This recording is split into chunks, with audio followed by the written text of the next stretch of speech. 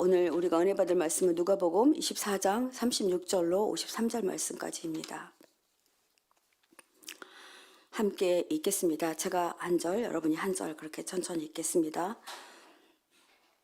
이 말을 할 때에 예수께서 친히 그들 가운데 서서 이르시되 너에게 평강이 있을지어다 하시니 그들이 놀라고 무서워하며 그 보는 것을 영으로 생각하는지라.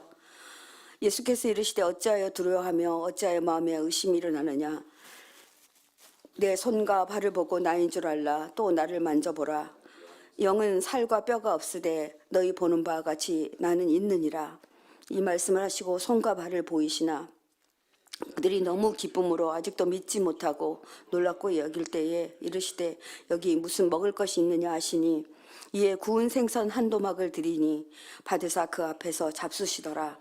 또 이르시되 내가 너희와 함께 있을 때에 너에게 말한 바 곧 모세의 율법과 선지자의 글과 시편의 나를 가리켜 기록한 모든 것이 이루어져야 하리라 한 말이 이것이라 하시고 이에 그들의 마음을 열어 성경을 깨닫게 하시고 또 이르시되 이같이 그리스도가 고난을 받고 제3일에 죽은 자 가운데서 살아날 것과 또 그의 이름으로 제사함을 받게 하는 회개가 예루살렘에서 시작하여 모든 족속에게 전파될 것을 기록되었으되 너희는 이 모든 일의 증인이라. 볼지어다 내가 내 아버지께서 약속하신 것을 너희에게 보내리니 너희는 위로부터 능력으로 입혀질 때까지 이 성에 머물라 하시니라. 예수께서 그들을 데리고 베다니 앞까지 나가사 손을 들어 그들에게 축복하시더니 축복하실 때 그들을 떠나 올라가시니 그들이 그에게 경배하고 큰 기쁨으로 예루살렘에 돌아가 함께 읽겠습니다. 늘 성전에서 하나님을 찬송하니라. 오늘로서 누가복음 묵상이 끝납니다. 마지막 누가복음 오늘 묵상하게 됩니다. 누가복음의 에필로그라고도 하고요. 종결이라고도 합니다. 이 엔딩 장면은 부활 예수에 대한 종합적인 체험적인 묘사로 기록되어 있습니다.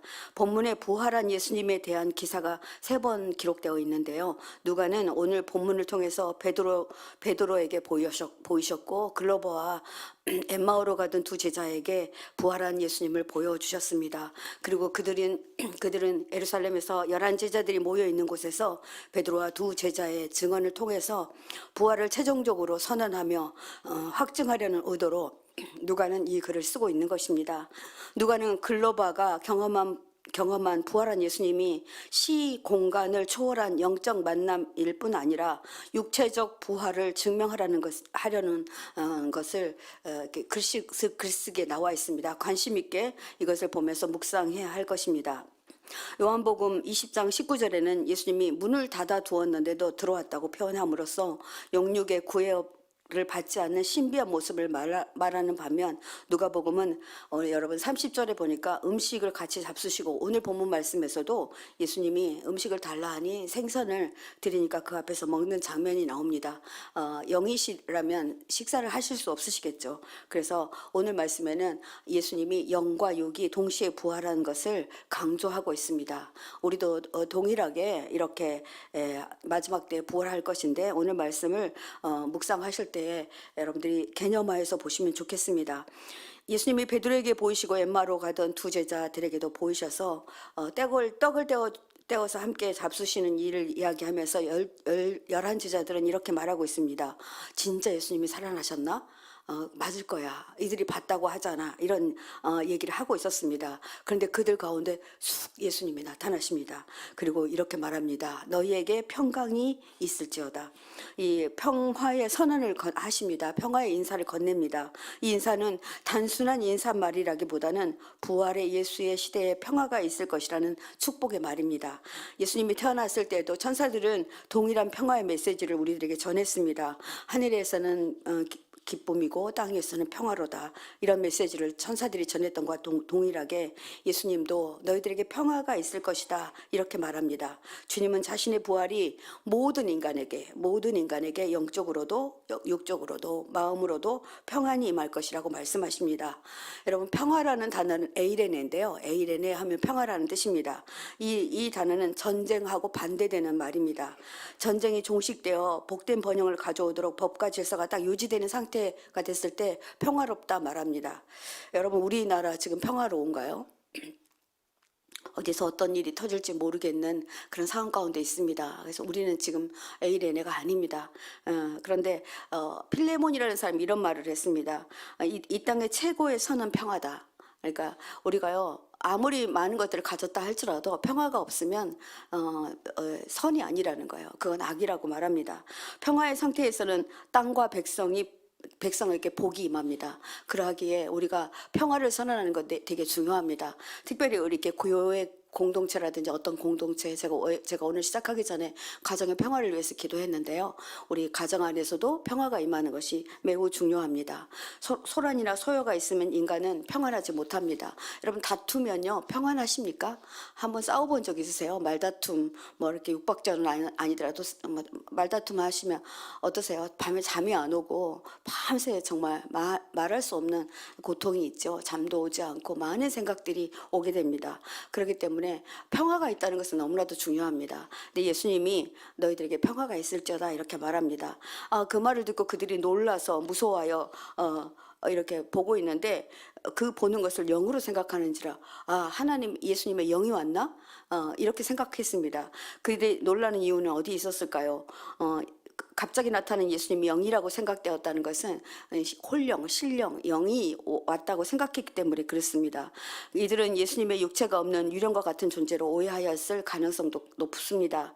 그 자리에 모여 있었던 사람들이 놀라고 공포에 쌓여 무서워했지만 예수님을 만난 베드로나 두 제자는 아마 그렇지 않았을 것입니다. 왜냐하면 자기들과 함께 이야기도 했거든요. 그리고 많은 이야기도 가르쳐주고 엠마오 오는 길에 많은 이야기를 나누었기 때문에 두 제자나 베드로는 그렇게 놀라지 않았을 것입니다. 우리도 마지막 때에 우리가 주님을 만났기에 예수님을 만나도 절대로 우리 놀라지 않게 될 것이다. 그렇게 생각이 되어집니다.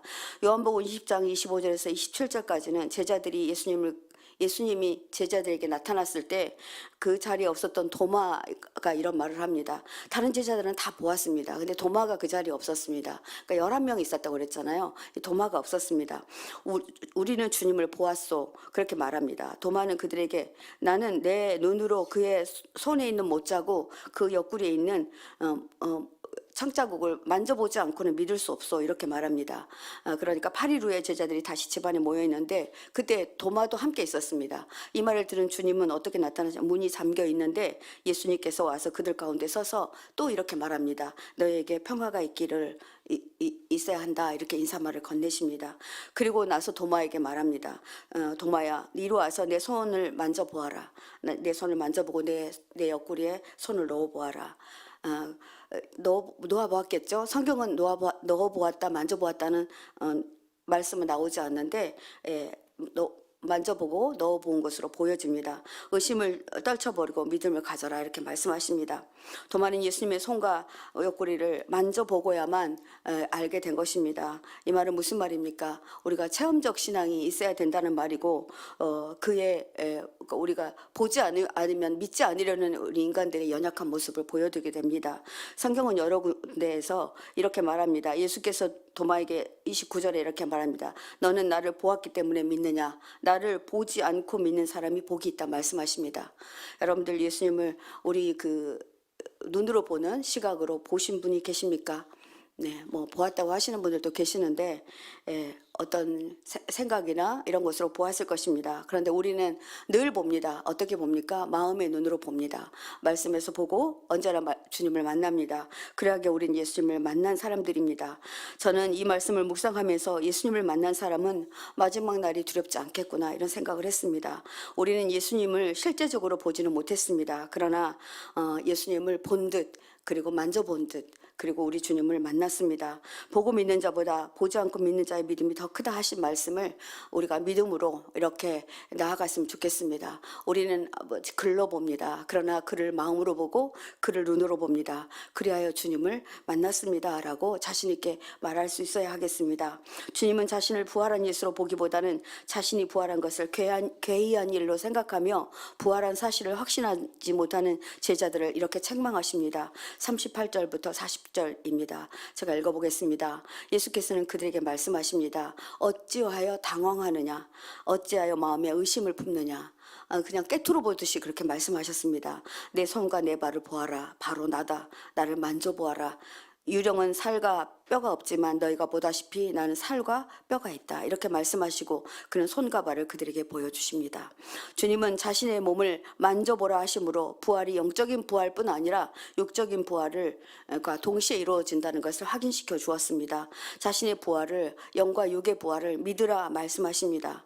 여러분, 사도 바울이 전도 여행 중 고린도 교회가 부활의 믿음으로 굳건하여지기를 원하는 마음으로 이런 권면을 합니다. 고린도전서 15장 31절에서 52절 말씀입니다. 제가 천천히 세 번역으로 읽어드리겠습니다. 죽은 사람의 부활이 없다면 그리스도께서 살아나지 못하셨을 것입니다. 그리스도께서 살아나지 않으셨다면 우리의 선포도 헛되고 여러분의 믿음도 헛될 것입니다. 우리는 또한 하나님이 거짓되이 증언하는 자로 판명될 것입니다. 그것은 죽은 사람이 살아나는 일이 정말로 없다면 하나님께서 그리스도를 살리지 아니하셨을 터인데도 하나님께서 그리스도를 살리셨다고 하나님에 대해서 우리가 증언했기 때문입니다. 죽은 사람들이 살아나는 일이 없다면 그리스도께서 살아나신 일도 없었을 것입니다. 그리스도께서 살아나지 않으셨다면 여러분의 믿음은 헛된 것이고 여러분은 아직도 죄 가운데 있을 것입니다. 그리고 그리스도 안에서 잠든 사람들도 영원히 멸망했을 것입니다. 이렇게 말하고 있습니다. 우리 기독교는 여러분 어떤 종교입니까? 부활의 종교입니다. 예수님이 죽으실 뿐 아니라 예수님이 살아나신 그 사실을 믿고 우리도 그 소망을 가지고 사는 종교입니다. 그러하기에 부활은 새롭고 어떤 기적 이런 것들을 넘어서는 새로운 창조가 일어나는 사건입니다. 다른 존재로 나타나는 것이라는 것입니다. 부활의 주님을 믿는 사람들은 이게 이제 구원받았다 이렇게 말하는데 정말 예수님이 십자가에 달려 돌아가셨다라는 사실까지 믿는 사람들은 아직은 확신이 없는 사람들입니다. 그러나 예수님께서 나 때문에 십자가에 달려 돌아가시고 나를 의롭다 하시기 위해서 십자가에서 죽으신 후 3일 만에 부활하셨다는 사실까지 믿는 사람들이 완전한 믿음을 소유하는 사람들입니다. 주님은 자신의 부활을 믿지 못하는 제자들에게 부활이 유령이나 환각 현상이 실제임을 확인시키고자 그들에게 나타나신 것입니다. 41절에서 43절에 보니까 주님은 부활의 육신을 증빙하려는 듯 여기 먹을 것이 없냐 말씀하십니다. 제자들은 예수님에게 생선 한 토막을 드립니다. 육신의 욕구는 음식을 먹어야 되잖아요. 먹어야 되는 욕구가 있잖아요. 그러니까 이것을 먹는 것을 그들에게 보여주십니다. 그래서 예수님은 제자들 앞에서 생선을 먹는 드시는 모습을 보며 육적인 부활을 증빙하십니다. 주님은 44절부터 예수님은 자신이 왜 부활했는지에 대해서 성경에 기록하고 있습니다. 내가 전에 너희와 함께 있을 때에 너희에게 말하기를 모세 율법과 예언서와 시편에 나를 두고 기록한 모든 일이 반드시 이루어져야 한다고 내가 말하지 않았느냐 이렇게 말하고 있는 것입니다. 주님은 그들에게 성경을 깨닫게 하기를 원하셨습니다. 그리고 그들의 마음을 마음의 눈으로 보기를 원하셨습니다. 이렇게 기록되어 있다. 곧 그리스도는 고난을 겪으시고 사흘째 되던 날에 죽은 사람들 가운데서 살아나실 것이며 그의 이름으로 제사함을 받게 하는 회개가 모든 민족에게 전파될 것이다. 이렇게 말씀하십니다. 예수는 제자들에게 자신이 말했던 고난과 죽음 그리고 부활에 대한 예고를 상기시키면서 자신의 죽음과 부활이 예언의 성취임을 언급하고 계십니다. 누가는 예수님의 부활 사건을 이렇게 구체적으로 기록하면서 이 부각시키는 의도가 있습니다. 내가 전에 너희와 함께 있을 때 너희에게 말하기를 모세 율법과 시편에 이렇게 한다고 되어 있지 않았느냐 이 말을 굳이 집어넣으면서 이런 생각을 그들에게 넣습니다. 우리 모두는 그리스도께서 다시 오신다는 것을 잊지 말아야 한다는 것입니다. 우리가 보고 있는 성경들 우리가 보고 있는 모든 예언서들이 그대로 이루어질 것이라는 것입니다. 다시 오실 주님을 기다리며 우리가 부활의 신앙을 유지해야 되는 이유가 여기에 있습니다. 그래서 우리는 정말 살아있는 종교, 부활의 종교라고 말하는 그 이유가 여기에 있는 것입니다. 죽음을 두려워하고 소망이 사라졌던 사람들의 마음이 열리고 성경이 깨달아지는 은혜가 열립니다. 그래서 그동안 있어왔던 예수와 제자들 사이에 벽이 무너집니다. 어떤 벽이 있었습니까? 예수님에 대한 실망이 있었습니다. 예수님의 죽음에 대한 두려움이 있었습니다. 그랬는데 그 두려움, 그 실망들이 온전하게 말씀이 이루어지는 것을 보고 그들은 모두 다 그 모든 것들을 다 해결해 버립니다.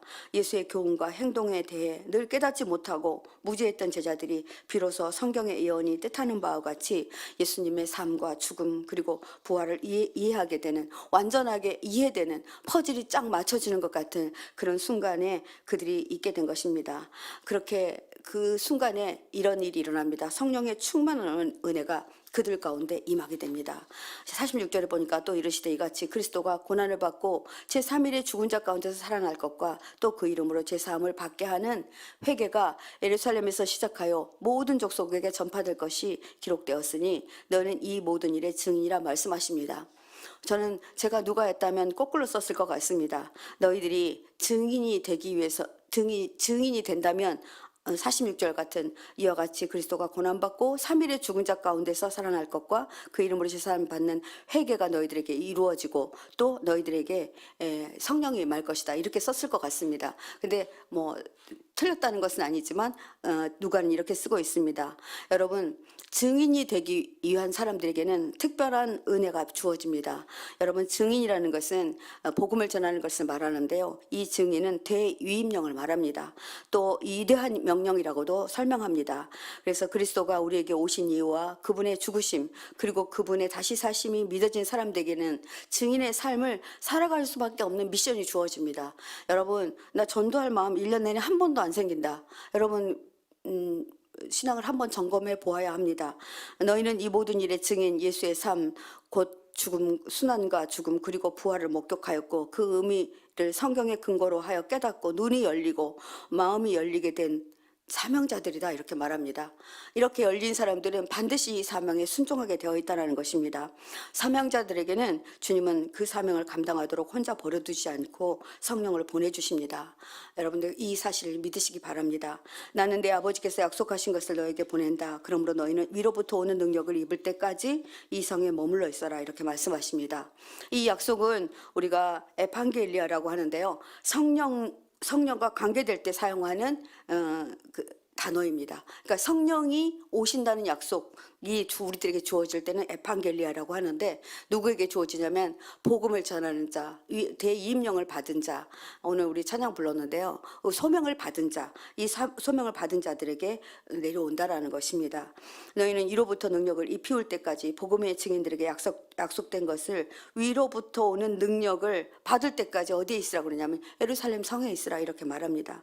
여러분, 이 능력 받고 싶지 않으십니까? 놀랍게도요, 저도 전도 나가봤는데 전 전도 폭발을 훈련받은 사람입니다. 전도 폭발 훈련받을 때에 정말 너무 어렵더라고요. 외운 대로 가서 하라고 하더라고요. 그래서 이걸 할 수 있을까? 그런데 신기하게도요, 누구를 만나서 이렇게 복음을 전할 때 놀랍게 제 머리에서 내가 외웠던 말씀들이 기억이 나는 거예요.